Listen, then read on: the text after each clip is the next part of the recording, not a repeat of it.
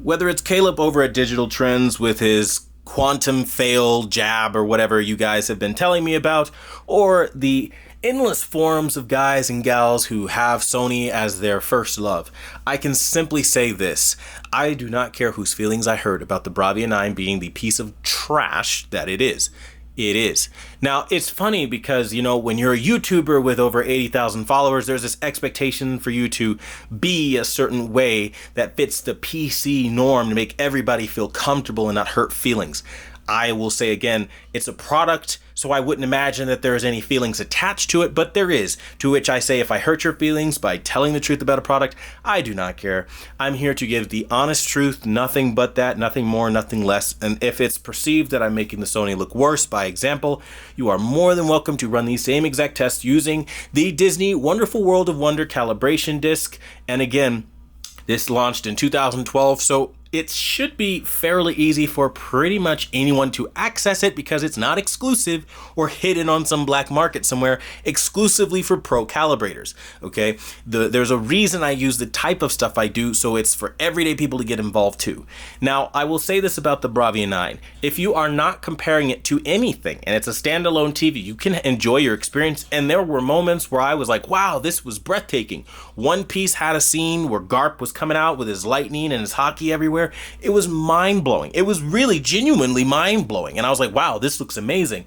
And then aside from that, I think that was probably it. Because once I started actually comparing to what my options were, what I had already bought and had in my home already, that's where the Bravia 9 became a piece of garbage. Because yeah, bright highlights being thrown off at 3,000 nits, of course that's impressive, but then you don't realize the amount of color that you're losing comparatively. And that's what I started to see. I saw color loss, I saw a lack of quality control in terms of the shadow detail, especially for whatever reason, the Bravia 9 needs to be in the 30s out of like, the default is 50. You need to be in the 30s for your black levels to look good on the Bravia 9. Otherwise, the black levels are just way too raised. Elevated shadows that look hazy and gray, and things in near black scenes that just fall apart and look like trash. This is the experience on the Bravia 9 that, again, I won't sit here and say that it's immune on any other brand, but it's really bad on the Bravia 9, and that's something I didn't expect. Another thing I didn't expect on the Bravia 9 is the massive amount of input lag that I ran into when trying to game on the Bravia 9 outside of game mode, like I've done on all my Sony TVs through the years.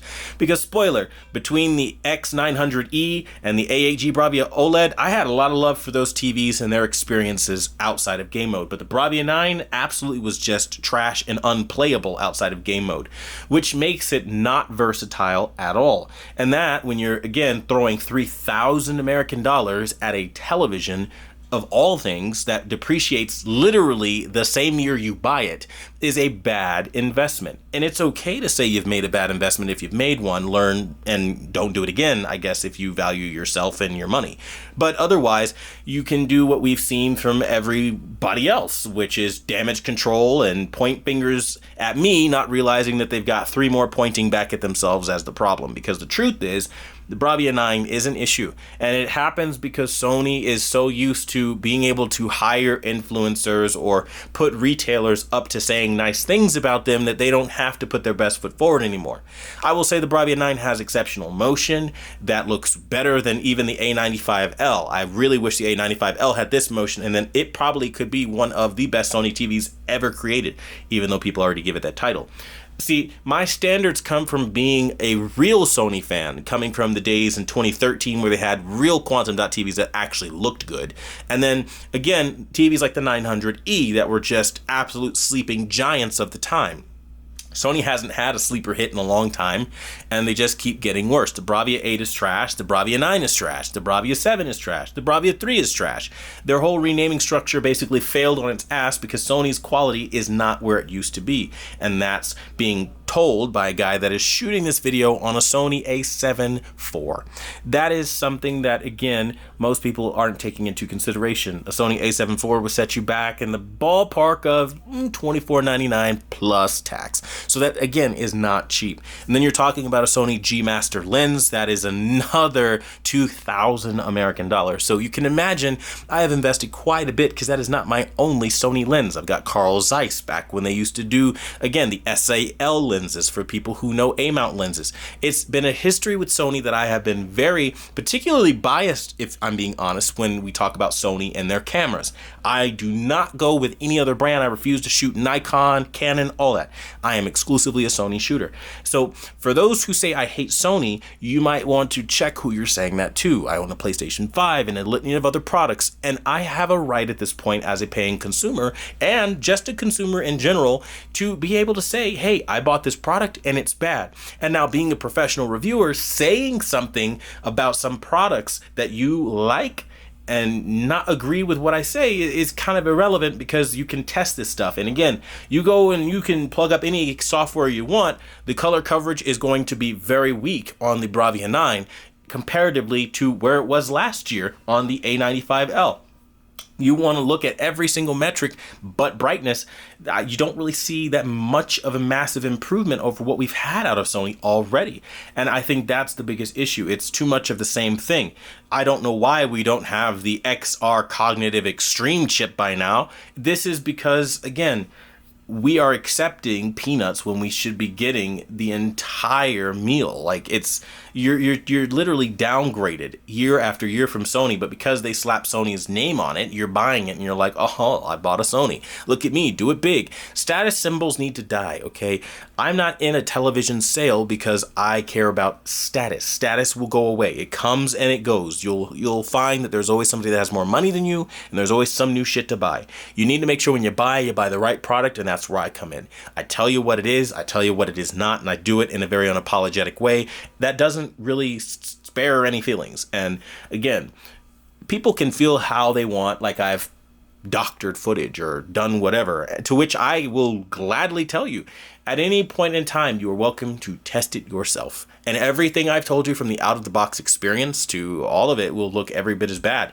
I mean, you can't get any more transparent than resetting the Sony multiple times to its default settings, which removes all settings you could have put into the television, and then literally simultaneously be recording another TV at the same time so that there's no way that it's camera tricks that I'm juicing up or, washing out the image because the other TV will be washed out too. There's no way to faux what I'm doing in a side-by-side real-time comparison. Goalposts have to stop being moved if you want the product to improve, and that's really why the Sony isn't the TV you thought it was going to be, and that's okay. And that is exactly why, for me personally, the Bravia 9 is like literally what I would call and classify as a boomerang TV. The moment you buy it, you literally run right back to the store to get your $3,000 back because you realize you've been duped. You've been sold a TV that promises this ultra luxury high-end experience that gives tinny garbage ass speakers. I've never heard audio so bad internally in a television as on the Bravia 9. It's garbage. For all their talks of all the technology they put in that thing, it's trash, fundamentally trash. TCL is far more exciting with their new tweeter technology, which frankly doesn't really do much if I'm being honest either, but it's way more exciting than what Sony was doing. At least TCL has a bunch of tuning options that gives you the total control over the subwoofer and everything about your television experience. Sony, on the other hand, not so much. Then the thing is very heavy, as I've mentioned multiple times and will continue to do. I don't want to lug a heavy TV around like this. Whether it's on a media console, and God forbid you try to wall mount it. It just doesn't make sense. The heat generated off of the Bravia 9 is so immense. It will literally raise the temperature in your room, and you will start sweating and feeling it, especially in a bedroom type environment. Not worth it at all. I'm going to say this for everyone who maybe might not know this about Sony. They can do better, okay? This is not the best Sony has ever done. This is not the best they ever can do. And the Bravia 9 does not serve a real purpose for most people. Again, most people don't even have $3,000 to throw at a television as a leisure purchase. So the people who can do it probably should be either careful because they've likely saved up for a long time to afford that, or or they're just being reckless and just tossing money into the wind and don't care either way, to which, hey, God bless you, live your eccentric lifestyle, but you're wasting money. If you're going to throw money away and trying to impress your friends or your rich neighbors, at least buy the good TV, the quality set, because as you're seeing at the bottom, the TCL is literally 3 times cheaper, and it looks like what? You can comment off of everything you just saw in this comparison / like just me kind of talking to you and breaking the fourth wall, right? Type video and tell me what you think the TCL looks like. Because for all its bluster and might, the Bravia 9 is just not getting the job done. It is not. No matter what Digital Trends can try to say next and how positive and how he can say it with a smile or try to be a hipster, it's not working because facts don't lie. I don't care who has better production. I don't care who has better equipment or lighting. None of that shit matters when we talk about a television and just being real and raw about what the fuck we're seeing as reviewers. Now, nobody is in the business of losing money. I think I can kind of say that very confidently, and almost everybody with a brain would agree. Because if you start a business, you're not trying to lose money. You will lose money if you do what I'm doing right here today. Telling you that the $3,000 darling TV that all the influencers and all the AV guys love so much because they all get together at all these summits and all these events and all these press conferences, you get the idea. They're all on a team. Okay, it's called the social media influencer team. Okay, that's how it works. Okay, I refuse that team repetitively, which is why I don't really grow very much in subscribers. I'm not very well liked in that community, and it will probably continue to be that way because I will continue to be honest above all else. And when you're honest, there's a certain sacrifice that you have to make. And the truth is, again, self-sacrifice, people, again, don't realize there's resentment. Everybody's going to look at me and they're going to be like, oh, well, you just think you're better than everybody because, no, I don't. I'm not better than everybody. I'm just doing something that's right by everybody else that you're not willing to do. You could at any point in time do what I'm doing, which is not special. If I didn't say it once, I'll say it right now today. What I'm doing right now is not special. It's called opening my mouth and just telling the fucking truth, okay? You can tell the fucking truth, but choose not to, and that makes you a liar. Okay, that isn't me throwing shade. That is just a fact. Because if you look at the Bravia 9 out of the box and you say it's an amazing TV, you are full of shit.